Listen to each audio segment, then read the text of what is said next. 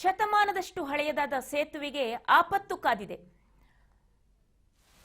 ಸೇತುವೆಯಲ್ಲಿ ಬಿರುಕು ಮೂಡಿದೆ. ಅಲ್ಲಿನ ಅಧಿಕಾರಿಗಳು ಕಣ್ಮುಚ್ಚಿ ಕುಳಿತಿದ್ದಾರೆ.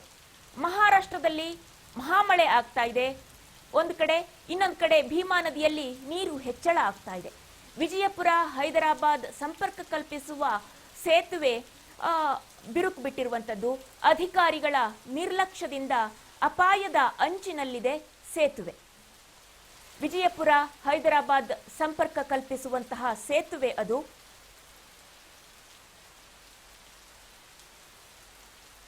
ಅಧಿಕಾರಿಗಳ ನಿರ್ಲಕ್ಷ್ಯದಿಂದ ಅಪಾಯದ ಅಂಚಿನಲ್ಲಿ ಆ ಸೇತುವೆ ಇದೆ. ಈಗ ಶತಮಾನದಷ್ಟು ಹಳೆಯದಾದ ಸೇತುವೆ, ಇದೀಗ ಅದಕ್ಕೆ ಆಪತ್ತು ಎದುರಾಗಿದೆ. ಬಿರುಕು ಬಿಟ್ಟಿದೆ ಸೇತುವೆ, ಆದರೆ ಅಧಿಕಾರಿಗಳು ಮಾತ್ರ ಕಣ್ಮುಚ್ಚಿ ಕುಳಿತಿದ್ದಾರೆ. ಇದುವರೆಗೂ ಅವರ ಗಮನಕ್ಕೆ ಬಂದಿಲ್ಲ. ಮಹಾರಾಷ್ಟ್ರದಲ್ಲಿ ಮಳೆ ಆಗ್ತಾ ಇದೆ, ನಿಮ್ಗೆಲ್ರಿಗೂ ಗೊತ್ತಿರೋ ಹಾಗೆ ಪದೇ ಪದೇ ನಾವು ಕೂಡ ಹೇಳ್ತಾ ಇದ್ದೀವಿ. ಭೀಮಾ ನದಿ ತುಂಬಿ ಹರಿತಾ ಇದೆ. ಇನ್ನು ವಿಜಯಪುರ ಹೈದರಾಬಾದ್ಗೆ ಸಂಪರ್ಕ ಕಲ್ಪಿಸುವಂತಹ ಸೇತುವೆ ಬಿರುಕು ಬಿಟ್ಟಿದೆ. ಸೇತುವೆಯ ಗೋಡೆಗಳ ಮೇಲೆ ಸಣ್ಣ ಸಣ್ಣ ಆಲದ ಗಿಡಗಳು ಕೂಡ ಬೆಳೆದಿದೆ. ಆಲದ ಗಿಡಗಳು ದೊಡ್ಡದಾಗಿ ಬೆಳೀತಾ ಇದ್ದು ಆ ಕಾರಣಕ್ಕೆ ಸೇತುವೆಯ ಗೋಡೆಯಲ್ಲಿ ಬಿರುಕು ಕಾಣಿಸ್ಕೊಳ್ತಾ ಇದೆ. ಗೋಡೆಯ ಕಲ್ಲುಗಳು ಸಡಿಲಗೊಂಡಿವೆ. ಸೇತುವೆ ಕುಸಿದು ಬೀಳುವ ಆತಂಕ ಎದುರಾಗಿದೆ. ಈ ಸೇತುವೆಯ ಎರಡೂ ಬದಿಯಲ್ಲಿ ಗಿಡಗಳು ಬೆಳೆದಿವೆ. ಸಿಮೆಂಟ್ ರಹಿತವಾದ ಸೇತುವೆ ಆಗಿದ್ರಿಂದ ಕಲ್ಲುಗಳು ಸಡಿಲ ಆಗ್ತಾ ಇವೆ. ಕೆಲ ಕಡೆ ಗೋಡೆಯ ಕಲ್ಲುಗಳು ಸರಿದಿದ್ರಿಂದ ಗೋಡೆಯಲ್ಲಿ ಬಿರುಕು ಬಿಟ್ಟಿದೆ. ಯಾದಗಿರಿ ಜಿಲ್ಲಾ ಕೇಂದ್ರದಿಂದ ಜಿಲ್ಲೆಯ ಎಲ್ಲ ತಾಲೂಕುಗಳಿಗೆ ಇದೇ ಸೇತುವೆ ಸಂಪರ್ಕವನ್ನ ಕಲ್ಪಿಸುತ್ತೆ. ನಿತ್ಯ ಸಾವಿರಾರು ಬೃಹತ್ ಗಾತ್ರದ ವಾಹನಗಳು ಇದೇ ಸೇತುವೆಯಲ್ಲಿ ಸಂಚರಿಸುತ್ತವೆ. ಜಿಲ್ಲೆಯ ಎಲ್ಲ ಉನ್ನತ ಮಟ್ಟದ ಅಧಿಕಾರಿಗಳು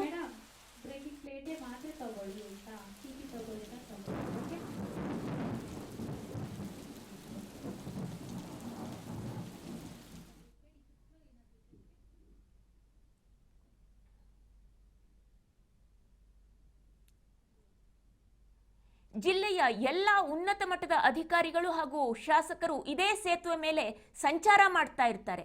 ಆದರೆ ಇವರ ಕಣ್ಣಿಗೆ ಮಾತ್ರ ಸೇತುವೆ ಬಿರುಕು ಬಿಟ್ಟಿರೋದು ಕಾಣಿಸ್ತಾನೆ ಇಲ್ಲ. ನೋಡಿ, ತಾವು ಗಮನಿಸಬಹುದು ದೃಶ್ಯಾವಳಿಗಳಲ್ಲಿ ಸೇತುವೆ ಬಿರುಕು ಬಿಟ್ಟಿದೆ.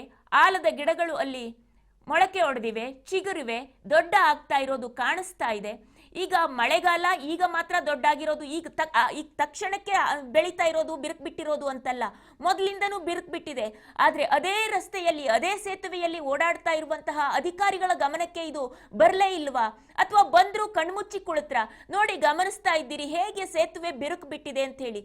ಹೇಗೆ ಆ ಒಂದು ಸೇತುವೆಯ ಮೇಲೆ ಧೈರ್ಯವಾಗಿ ಓಡಾಡಬೇಕು ಜನರು.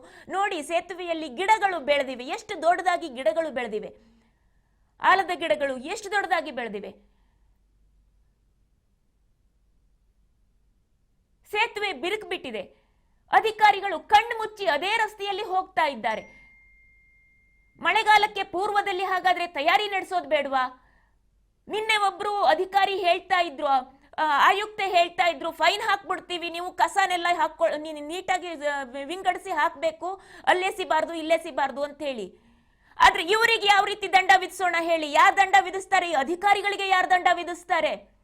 ಅದನ್ನ ಕ್ಲೀನ್ ಮಾಡಿಸಬೇಕು, ಚೊಕ್ಕಟವಾಗಿ ಇಡಿಸಬೇಕು, ಸುಸ್ಥಿತಿಯಲ್ಲಿ ಇರೋ ಹಾಗೆ ನೋಡ್ಕೊಳ್ಬೇಕು ಅಧಿಕಾರಿಗಳು. ಅದನ್ನ ಮಾಡೋದಿಲ್ಲ. ನಂತರದಲ್ಲಿ ಇನ್ಯಾರಿಗೋ ದಂಡ ವಿಧಿಸ್ತೀನಿ, ನಾಗರಿಕರಿಗೆ ದಂಡ ವಿಧಿಸ್ತೀನಿ ಅಂತ ಬಂದ್ಬಿಡ್ತಾರೆ ಸ್ಟ್ರೇಟ್ ಅವೇ.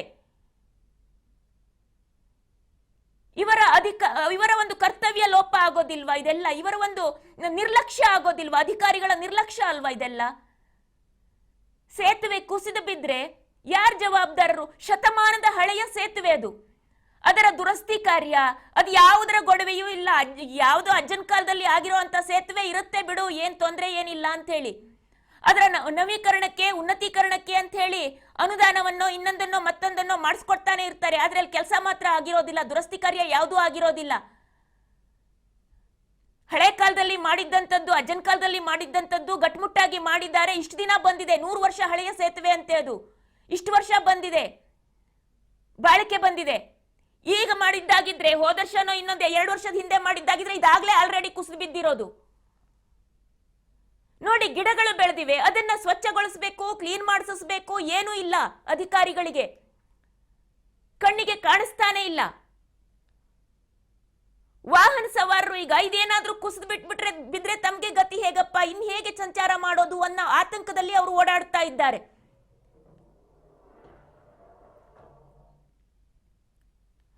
ಮತ್ತೆ ಇದು ಸಿಮೆಂಟ್ ರಹಿತವಾದಂತಹ ಸೇತುವೆ, ಆಗಿನ ಕಾಲದಲ್ಲಿ ನಿರ್ಮಾಣ ಮಾಡಿದಂತಹ ಸೇತುವೆ, ಹಾಗಾಗಿ ಕಲ್ಲುಗಳು ಕೂಡ ಸಡಿಲ ಆಗ್ತಾ ಇದೆ. ನೋಡ್ತಾ ಇದ್ದೀರಿ ನೀವು, ಕಲ್ಲುಗಳು ಸಡಿಲಗೊಂಡಿರೋದು, ಬಿರುಕು ಬಿಟ್ಟಿರೋದು. ಆ ಬಿರುಕಿನಲ್ಲಿ ಗಿಡಗಳು ಬೆಳೀತಾ ಇವೆ, ಗೋಡೆಗಳಲ್ಲಿ ಬಿರುಕು ಬಿಟ್ಟಿದೆ. ಯಾದಗಿರಿ ಜಿಲ್ಲಾ ಕೇಂದ್ರ